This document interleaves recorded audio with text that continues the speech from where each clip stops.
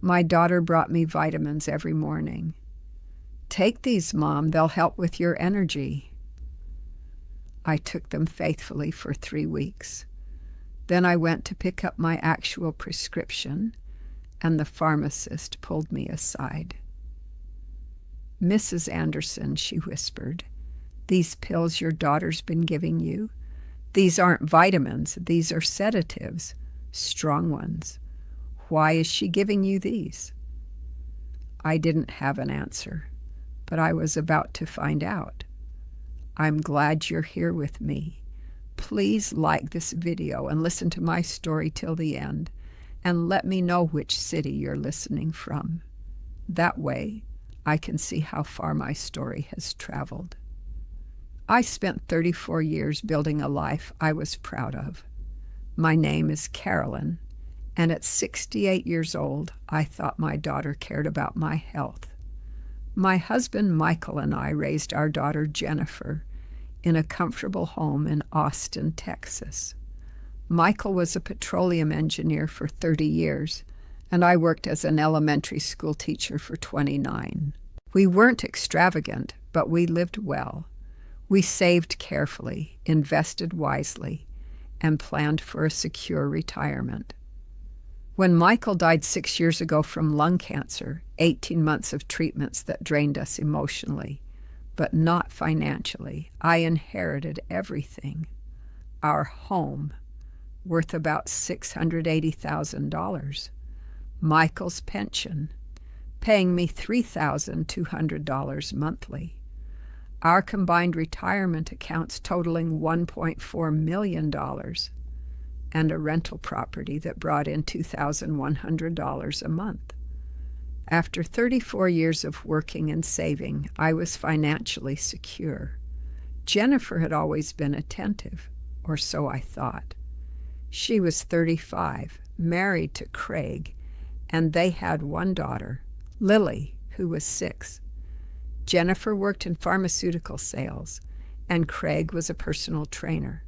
They lived comfortably, though I'd noticed they always seemed to be short on cash, despite both working.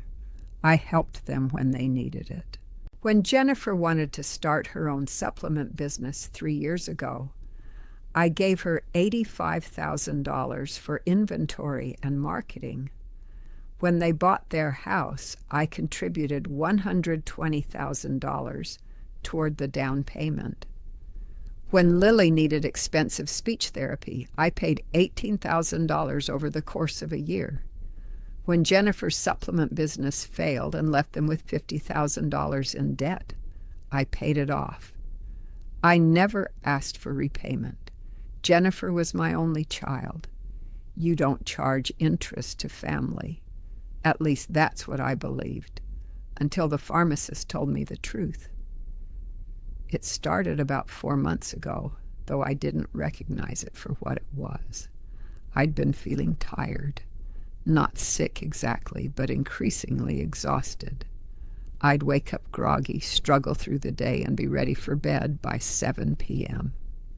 My morning walks got shorter. My book club meetings felt like they required enormous effort. I started declining lunch invitations from friends because I just didn't have the energy. Jennifer noticed, or seemed to. "Mom, you don't look good," she said during one of her visits. "Are you feeling okay?"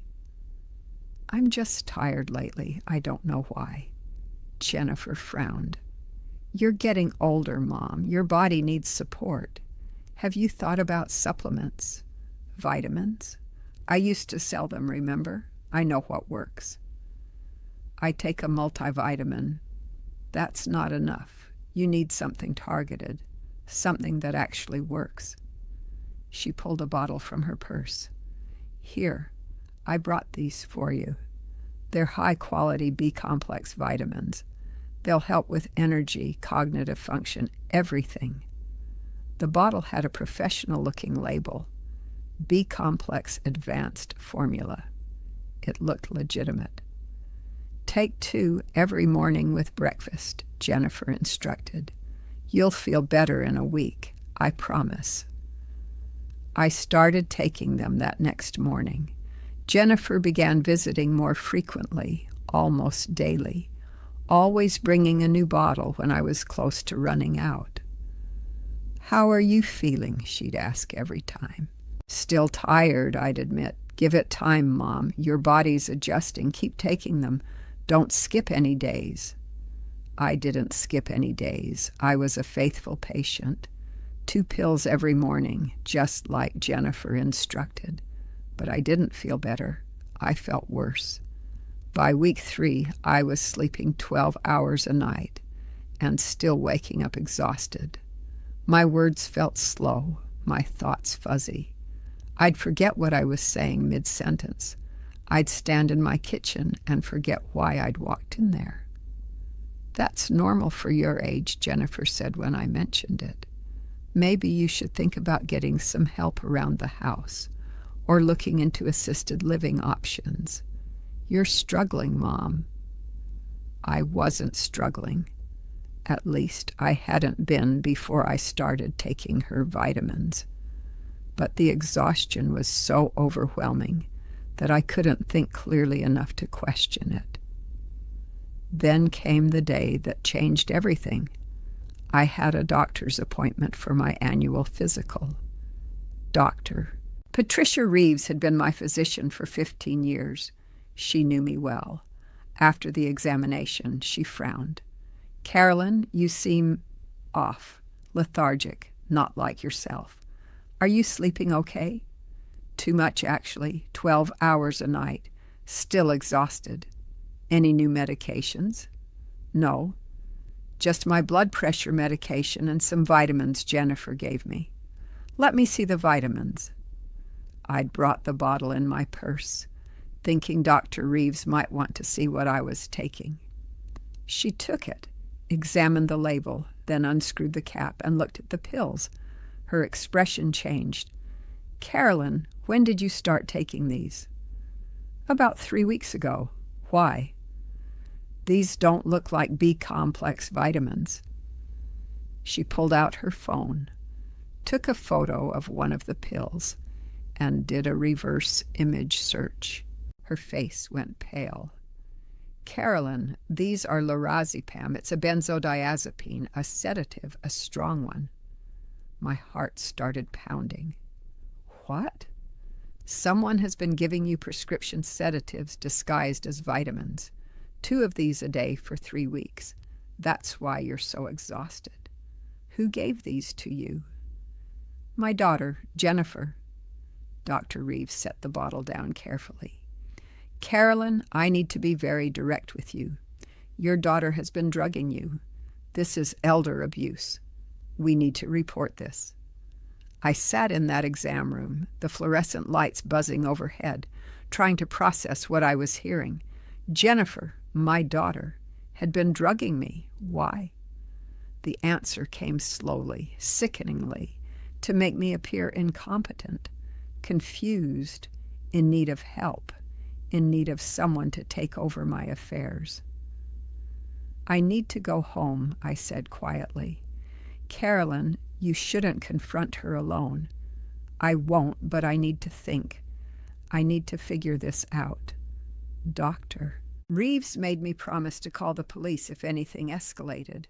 She also made notes in my medical file documenting everything. The pills, my symptoms, the timeline. I went home, stopped taking the vitamins, and started paying attention. Within 2 days, I felt different, clearer. The fog was lifting. By day 5, I felt like myself again, alert, energetic, sharp. Jennifer called on day 6. "Mom, how are you feeling? Are you still taking your vitamins?" "Yes," I lied, "every morning." "Good. Hey, I wanted to talk to you about something. Craig and I have been thinking, you're getting older, and you're living alone in that big house. What if something happened? What if you fell and couldn't call for help?" This again, the same conversation we'd been having for months. "I'm fine, Jennifer." "But you're not fine, Mom. You're foggy, you're tired, you're forgetting things. We're worried about you.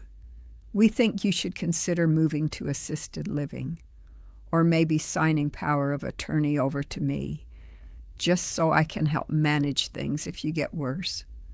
Power of attorney. There it was. I'll think about it, I said. Think about it soon, Mom. We love you and we want to help, but we can't help if you won't let us. After we hung up, I sat in my kitchen, my hands shaking. My daughter was drugging me to make me appear incompetent so she could take control of my assets. I called my attorney, Robert Lawson. Robert had handled Michael's estate, helped me with financial planning. Robert, I need to see you immediately. I met with Robert the next morning. I brought the pill bottle. I brought Dr. Reeves's documentation. I told him everything. Robert's face grew darker with every sentence. Carolyn, this is criminal elder abuse, financial exploitation, possibly attempted fraud. You need to file a police report. I need to be sure first. What if Jennifer has some explanation? What explanation could there possibly be for giving you prescription sedatives disguised as vitamins? Carolyn, she was systematically drugging you to make you appear incompetent. This is premeditated. He was right, but I needed more evidence. I needed to know the full extent of what Jennifer was planning. Robert and I developed a strategy. I would continue pretending to take the vitamins. I would act increasingly confused and lethargic. I would see what Jennifer did next. Meanwhile, Robert would update my estate documents immediately, removing Jennifer as power of attorney, changing my will, and creating protections. I also hired a private investigator, Maria Santos. Her job: follow Jennifer, monitor her communications if possible, document everything. And I installed a camera in my kitchen, a small nanny cam hidden in the clock on the wall. If Jennifer brought more vitamins, I'd have evidence. Jennifer visited 3 days later. I'd been practicing my drugged behavior, moving slowly, forgetting words, seeming confused. Mom, you don't look good at all, Jennifer said, concern dripping from her voice. I made my words slow and slurred. I'm just so tired, honey. Are you taking your vitamins? Every day, just like you said. Good, that's good. She set her purse on the counter. Mom, I brought you a new bottle. This one is even better, higher potency. It'll really help. She pulled out a new bottle, identical to the first. The hidden camera captured everything. Take 3 of these a day, she said, 1 in the morning, 1 at lunch, 1 before bed. Can you remember that? I nodded slowly. 3 a day? Good, I'll write it down for you. She scribbled on a notepad. 3 a day, don't forget, Mom. It's important. After she left, I took the new bottle and examined it. The label said, Super B Complex Advanced. I unscrewed the cap. The pills inside were different from the first bottle, larger, different color. I took them to a pharmacy, not my regular one, asked the pharmacist to identify them. These are temazepam, the pharmacist said, another benzodiazepine, even stronger than lorazepam. Why do you have these? Someone's been telling me they're vitamins. The pharmacist's face hardened. Ma'am, whoever gave you these is committing a crime. You need to report this. I thanked her and left. Now I had 2 bottles of evidence, 2 separate sedatives, both disguised as vitamins, both escalating in strength. Jennifer wasn't just trying to make me appear incompetent. She was trying to sedate me into complete dependence. Maria Santos's report arrived a week later. What she'd found was damning. Jennifer and Craig were in severe financial trouble. Craig's personal training business was failing. He'd lost his gym lease and most of his clients. Jennifer had been fired from her pharmaceutical sales job 6 months ago for expense fraud. They had $180,000 in credit card debt. Their car was being repossessed. They'd received a foreclosure notice on their house. But that wasn't the worst part. Maria had managed to access Jennifer's text messages to Craig. "Mom's getting worse. The pills are working. Another few weeks and we can push for conservatorship. How much longer? We're drowning here. Soon, I'm increasing the dosage. She's already forgetting conversations, losing track of time. Her doctor will have to agree she's not competent. Then we get control of everything. And if she fights it, she won't. She'll be too out of it to fight. And if she tries, we have months of documented decline. No judge will side with her." Conservatorship. They were planning to have me declared legally incompetent and take control of all my assets. The drugging wasn't random. It was a calculated plan to build a case of cognitive decline. I sat in Robert's office reading the messages, feeling something cold and final settle inside me. My daughter was systematically poisoning me. "We go to the police," Robert said. "We have enough evidence. The pills, the messages, Maria's investigation, Dr. Reeves's documentation. This is an airtight case." I nodded. My hands were steady. My mind was clear. Because now I finally understood. The daughter I'd loved was gone. In her place was a woman who saw me as an obstacle to money, an obstacle she was willing to drug into submission. The Austin Police Department assigned Detective James Porter to the case. He reviewed all the evidence, the pill bottles, the pharmacy identifications, Dr. Reeves's documentation, the text messages, Maria's investigation. "Mrs. Anderson, what your daughter has done constitutes multiple crimes, elder abuse, fraud, possibly attempted murder, depending on how high she planned to escalate the dosages. We have enough to arrest her and her husband."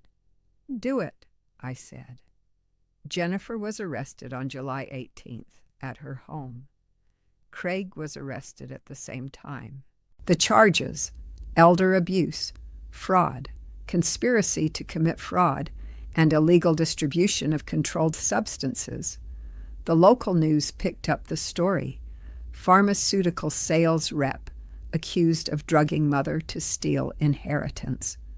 Lily, my 6-year-old granddaughter, went to stay with Craig's sister, and I stood in my house, clear-headed, alert, alive, and felt nothing but a terrible, hollow relief. The trial began in October, 4 months of legal proceedings, expert testimony, and facing the daughter who'd tried to drug me into incompetence. Jennifer's defense attorney tried to claim the pills were a mistake, that Jennifer had accidentally mixed up her own medication with vitamins. But the evidence destroyed that story. The text messages proved premeditation. The escalating dosages proved intent. The timing, right when Jennifer and Craig were facing financial ruin, proved motive. I testified for 2 hours, told the story clearly, calmly, without breaking. The prosecutor asked, "Mrs. Anderson, when you discovered your daughter had been drugging you, how did that make you feel?" I looked at Jennifer. She was crying, dabbing at her eyes with a tissue, performing grief for the jury.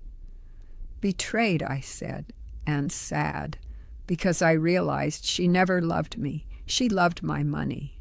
And when I was in the way of that money, she was willing to drug me, manipulate me, and destroy my life to get it." "Do you forgive her?" I paused. Thought about the question, about forgiveness and family and what I owed to someone who'd tried to drug me into helplessness. "No," I said finally, "I don't. Forgiveness requires remorse. She's not sorry she did it. She's sorry she got caught. The jury deliberated for 3 hours, guilty on all counts. Jennifer was sentenced to 8 years in state prison. Craig received 5 years as an accessory. Both would be eligible for parole after serving 60% of their sentences. Their house was foreclosed, their possessions sold at auction, their reputations destroyed. Lily remained with Craig's sister. I'd tried to maintain a relationship, sending gifts and cards, but Craig's family wanted nothing to do with me. They blamed me for prosecuting their family members. I'd set up a trust for Lily anyway. When she turned 18, she'd have $100,000 for college. She'd also have letters from me explaining everything, along with copies of the trial transcripts. Someday, maybe she'd understand. Someday, maybe she'd want to know her grandmother. But I couldn't sacrifice my safety to maintain a relationship with a child whose parents had tried to destroy me. That was 6 months ago. My life has transformed in ways I never imagined. I'm healthy again, sharp, energetic, clear-minded. The fogginess is completely gone. I wake up early, take long walks, attend my book club meetings, have lunch with friends. I feel 30 years younger. I've also become an advocate. I volunteer with Elder Protection Services, giving talks about financial exploitation and abuse. I share my story with other seniors, warning them about the signs. Unusual fatigue, family members pushing for power of attorney, medications that don't seem right. I've connected with other victims. There are so many stories like mine. Adult children drugging parents, isolating them, manipulating them into signing over control. It's an epidemic nobody talks about. I think about those 3 weeks constantly, how I'd trusted Jennifer completely, how I'd taken those pills faithfully, never questioning, never suspecting, how close I came to losing everything, my health, my independence, my assets, my life. If I hadn't gone to that doctor's appointment, if Dr. Reeves hadn't recognized those pills weren't vitamins, Jennifer's plan might have worked. I'd be in assisted living right now or under conservatorship, drugged into compliance while Jennifer and Craig spent my money. Looking back now, I understand what happened. I'd loved Jennifer so completely that I forgot to protect myself from her. I'd given her everything, trusted her with everything, and in doing so, I'd made myself vulnerable to her worst instincts. The greatest lesson I've learned, trust must be earned even with family. Love doesn't mean blind faith, and when someone shows you who they really are, when they're willing to drug you, manipulate you, destroy you for money, you have to believe them. My legacy isn't the money I saved or the assets I protected. It's in the boundaries I learned to enforce. It's in the example I've left for other seniors, that you have the right to question everything, to verify everything, to protect yourself, even from your own children. What would you do if someone you trusted was systematically poisoning you? If you discovered that your confusion wasn't age, but drugs? Would you have the courage to fight back, even when it meant sending your own child to prison? Thank you for listening to my story. I hope it gives someone else the strength to question medications, to verify what they're taking, to trust their instincts when something feels wrong. Your life is worth protecting, always.